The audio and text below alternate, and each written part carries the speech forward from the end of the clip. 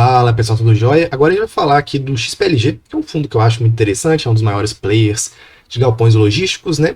E ele é um fundo que sofreu uma queda aí recente na sexta-feira, e tudo indica que foi também pelo mesmo motivo lá do HGLG, do HGRU, né? Que foi um rebalanceamento ali de um ETF, né? Que a gente sabe, né? Esses ETFs eles negociam em dólar, em euro. E aí, movimentos de bilhões, né? Assim, então, cada movimento ali acaba negociando demais, aumentando a liquidez e machucando bastante o fundo, ou então mandando o fundo lá para o preço, lá para as alturas, né? Em relação à liquidez. A gente já viu isso acontecendo algumas vezes, e que incrível isso, né? Que quer dizer que a nossa indústria está sendo reconhecida mundo afora. Então é isso, né? Assim, o que parece é que nada aconteceu, foi só um rebalanceamento mesmo de índice. E o fato relevante saiu lá pela Credit Suisse, pelo HGRU, HGLG não teve aqui no XPLG, mas é o que a gente imagina que tenha acontecido, né? Às vezes a XP talvez não lançou um fato relevante porque não achou isso ali, né, que deveria ter sido mostrado ali. Eu acho que seria interessante eles terem feito isso, mas enfim, vamos seguir, né, em frente, falar um pouquinho do relatório gerencial. É sempre como eu sempre falo aqui, né, eu sempre leio aqui os relatórios da XP, são relatórios diretos, curtinhos, então bora lá rapidinho, né? Mas como eu disse, né, um fundo ali, um dos maiores players de galpões logísticos, né, da indústria. Vamos lá, então. Fundo aí já relativamente antigo, né? Nossa indústria é muito nova ainda, com um número de cotistas relevante, 314 mil, patrimônio líquido de 3,2 bi, né? Que incrível que os fundos imobiliários eles estão ganhando cada vez mais volume. Uma taxa de administração aí de 95 a 75, em regra de cascata. Eu acho isso interessante, né? Na medida que o fundo vai crescendo, isso vai diminuindo a taxa, só que tem uma taxa de performance ali que incomoda, né? IPCA mais 6 não é uma taxa barata, na minha opinião, né? IPCA mais 6 ali é tesouro direto ultimamente, né? Então vamos lá.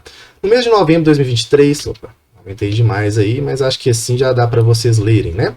No mês de novembro de 2023 foi declarada a distribuição de 78 centavos por cota para os detentores ali de cotas do ticket XPLG, com um yield anualizado. Para quem não sabe a diferença entre anual e anualizado, o anualizado a gente pega o dividend yield e multiplica por 12, de 8,7%, em relação ao valor de mercado da cota fechamento aí de 107, né?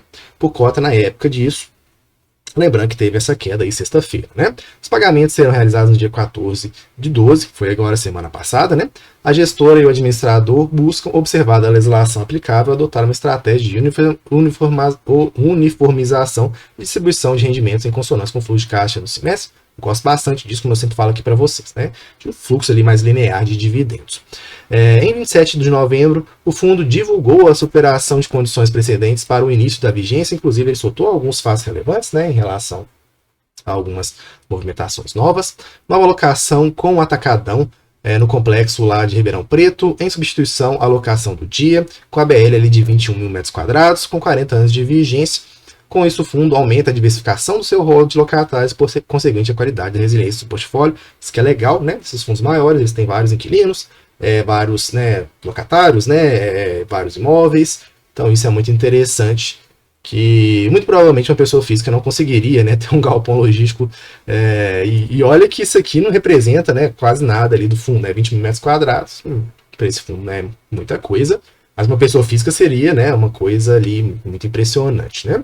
Conforme fato relevante, como eu disse para vocês, divulgado em 20 de novembro, foi concluída ali a recompra facultativa no valor total de 60 milhões, relativos à primeira série do CRI 68, com remuneração de PCA mais 7,15, que não era tão alta assim, mas é interessante a gente ver aí esses movimentos, né? Conforme já previsto no último relatório gerencial e alinhado com a destinação dos recursos da sexta emissão. Sendo certo que tal recompra gerou impacto negativo não recorrente de 2,3 milhões no resultado do mês em virtude de pagamento em despesas financeiras acumuladas, atualização monetária. Como resultado, a representatividade das obrigações vinculadas às operações de crise em relação ao valor de mercado do portfólio reduziu de 8,7% para 7%. É isso, né? A gente está vendo aí algumas alavancagens sendo reduzidas, que é muito interessante na minha opinião, mesmo que eu acho que essa dívida aqui não seja tão cara assim. É bom, né? A gente aí ter uma diminuição das dívidas dos fundos, demonstrando uma estrutura de capital saudável e robusta para suprimir o prejuízo decorrente da amortização do fundo GTLG, Divulgado no relatório gerencial de 2023, foi concluída em novembro, 13 de novembro do mês passado, a cessão definitiva de aproximadamente 54% dos recebíveis decorrentes das parcelas a receber da venda dos imóveis, divulgado no fato relevante 4 de julho de 2022. Dessa forma, foi reconhecido o ganho de capital de cerca de 15 milhões. Por fim, a inadimplência líquida encerrou o mês de novembro de aproximadamente 2,5% da receita de locação do fundo. O gestor está em tratativas com os locatários para o equacionamento dos valores inadimplentes. Pois bem, o que a gente está vendo aqui, né? A gente está vendo aqui que é uma tentativa, eu acho, não apenas de XPLG, mas de vários outros fundos, de diminuir a alavancagem para gerar um pouco mais de valor para o cotista. Pessoal, a alavancagem não é um crime. Eu já vi pessoas com argumentos, né, que não faz sentido nenhum ter alavancagem em fundos imobiliários. Não faz sentido. O que não faz sentido é essa afirmação. Eu acho que a alavancagem no mercado de capitais é completamente comum, só que a gente tem que lembrar que, de fato, isso é verdade mesmo, os fundos imobiliários eles têm uma lógica diferente, por exemplo, lá dos REITs norte-americanos, que são empresas, né, com alavancagens altíssimas. Aqui não é o caso. A gente vê lá, por exemplo, o BLMG sofrendo, né, ou seja, quando a alavancagem sai do controle dos fundos imobiliários, como a gente tem uma estrutura muito rígida de, por exemplo, que a gente chama de payout, né, que é a distribuição de caixa, a gente tem um payout de 95% no semestre, ou seja, os fundos são obrigados por lei, lá pela 8668, a distribuir 95%, né, do resultado no semestre. Os fundos imobiliários não são obrigados a distribuir mensalmente. A gente só gosta e espera que continue assim, né? Então a gente vê que, de fato, uma alavancagem muito elevada prejudica os fundos imobiliários. Agora, de sair disso para falar que a alavancagem não faz sentido, é isso que não faz sentido. Né? Não faz sentido falar isso, tá bom? Então a gente vê essas tentativas dos fundos. E outra coisa, problemas vão existir, tá? Por isso que é importante. Eu particularmente gosto bastante de fundos maiores, mais estruturados, com mais musculatura. Por quê? Porque quando tem um problema, isso aí fica mitigado, né? Tem alguns fundos que são muito binários, né? Dá um problema no fundo, aí explode todo o rendimento. Cota despenca, amassa a cota, derrete, enfim, sabe, todos aqueles problemas que já aconteceu algumas vezes, tá bom? Então evite, tá? Evite ali concentrações muito grandes e vamos sempre torcer para que a indústria evolua cada vez mais, né? Em relação aqui à distribuição de rendimentos, a gente falou, né, que é o 95%. Isso aqui, ó, entenda, payout, né? Quando vocês lerem ali payout, é isso. A gente fala muito lá nas ações, né? Muitas coisas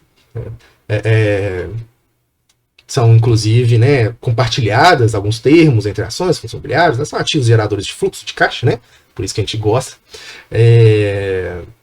Então, entenda, um payout de 95%, né? Você tem que pagar ali 95% do seu resultado. É interessante essas informações, né? Faz sentido.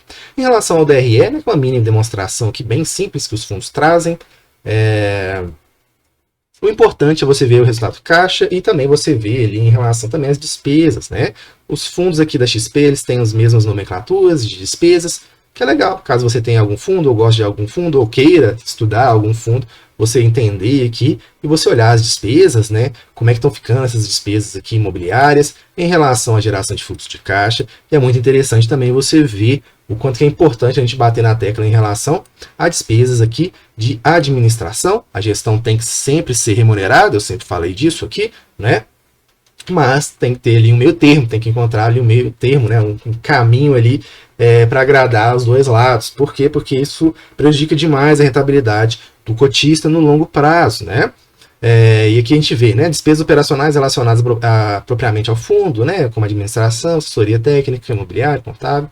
A gente vê que, de fato, é a maior parte, né? Então, aqui 21 milhões. Então, a gente vê, poxa, mas é 1% ali, às vezes, nem isso e tal, mas tem uma taxa de performance, mas às vezes, eu não sei se é tão alto e tal. Bem, eu estou te mostrando aqui que muitas das vezes esse valor fica ali mais alto do que a gente imagina que fique, né? Então, por isso que é importante a gente ver esses fluxos financeiros. Mais uma vez, a gestão tem que ser paga, né? Mas é claro que tem que ter ali uma parcimônia, né? Um equilíbrio ali. Eu bato isso muito na tecla em todos os fundos, não só no XPLG, tá bom? Em relação aqui à demonstração do resultado financeiro, a gente sabe, né, que são receitas de locação que vão ali, de fato, né, trazer ali a maior parte dos fundos, do resultado do fundo. Liquidez, tranquilo, né? Assim, incrível, esses fundos maiores, eles têm uma liquidez ali que já começam, inclusive, a chamar a atenção de índices internacionais, né? Que é muito legal também. Rentabilidade, né? É sempre interessante olhar isso aqui. E é sempre interessante que bata ali de frente com o IFIX, ou até melhor, né? Ou até ganha do IFIX, que é o que a gente quer ali no longo prazo, né? Então a gente vê aqui, né, que tem uma taxa interna de retorno do XP versus o IFIX, né? Que é interessante a gente sempre, né, ganhar, né, o retorno total frente ao IFIX. É sempre interessante, né? Que seja positivo no longo prazo, concorda? E aqui eles mostram, né, valor de mercado de cota, IFIX, né, e o valor ali de cota mais rendimentos, né, ele fica ali seguindo o IFIX, né, versus batendo o IFIX, isso aqui desde 2018. Então, duas coisas, né, pessoal, é muito importante a gente reinvestir, né, nos fundos imobiliários, pelo menos parte. Você vai que você está ali numa época de usufruto, né? É importante você reinvestir isso, porque, como eu disse, né, você tem ali uma geração de caixa muito forte nos fundos imobiliários, então pelo menos parte é interessante que você reinvista. E aqui a gente mostra, né, que esse fundo aqui ele ganhou do IFIX quando se reinveste os rendimentos. Agora, qual que é o ponto negativo, Daniel? O ponto negativo é que quando você não reinveste, esse fundo não bate o IFIX. Lembrando que o IFIX considera, né, esse reinvestimento, né, que a gente chama de retorno total. Eu acho que teve alguns vídeos que eu fiz explicando um pouco mais sobre o IFIX, né, que é uma metodologia interessante. Eu gosto do IFIX, como eu sempre falo aqui nos vídeos também. Investimento por classe de ativos, imóveis, né, isso a gente já sabe. Típico e atípico, o pessoal fala isso lá do XPIN. O pessoal fala, né, não, Daniel, mas o XPIN não tem tanto atípico, porque o gestor quer fazer uma relação de risco-retorno mais interessante. Pessoal, não é desculpa na minha opinião, tá bom? Lá no XPIN ele poderia ter uma relação um pouco mais desse jeito aqui, porque se o XPLG consegue, tenho certeza que o XPIN consegue mais do que isso aqui, né? Por quê? Porque o galpão industrial, ele é mais alfaiataria, digamos assim, né? Ele é menos substituível, né? Assim, os inquilinos ali, eles são mais específicos, como assim, como se fosse um terno né, como a gente chama, né, um termo feito sob medida, né? O galpão industrial é meio que isso, por isso a gente fala aí de alfaiataria, a gente faz isso lá nos CRIs também, pegando emprestado para a gente falar aqui de galpões industriais. Então eu gostaria que o XPIN, só pegando aqui, fazendo um parênteses, né, tivesse um pouco mais disso aqui, beleza? Em relação a locatários, né, tem uma certa diversificação aqui, como é que a gente vê, né, que o varejo é importante para os fundos imobiliários, então a gente espera ali que aqui começa o varejista, né, 60% do fundo quase. Então a gente espera que melhore bastante. IPCA, eu gosto mais do que GPM, GPM eu acho que talvez tenha feito sentido há, sei lá, 20 anos, né, mas hoje acho que não faz mais sentido o GPM. Acho que mais do que 20 anos já não faz mais sentido, para falar a verdade. Diversificação, a gente sabe que tem aqui mais concentrado no Sudeste mesmo, normal.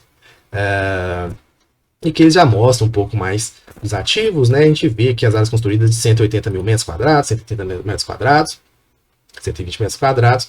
Então a gente vê, né, por exemplo, a gente falou lá em cima dos 20 mil metros quadrados, ou seja, né, é um pequeno percentual do que o fundo tem, que é muito interessante a gente investir em fundos imobiliários por causa disso, né? E eu falo ali em primeira mão que dá muito menos dor de cabeça, por mais que a gente tenha que estudar, tem que acompanhar, do que às vezes você tem um imóvel, um apartamento, etc., lidar com inquilino, né? Eu particularmente acho mais interessante a gente estudar e acompanhar, tem uma rentabilidade até mais interessante também em relação à renda, né? Eu sempre sou a favor da casa própria, como eu sempre digo aqui também. Então é isso, pessoal. Espero que tenham gostado. Se gostou, se inscreve no canal. Vou deixar o link aqui embaixo do Telegram para vocês entrarem lá no grupo e também deixe o seu like, que ajuda a gente demais, beleza? Então é isso, até a próxima, tchau, tchau.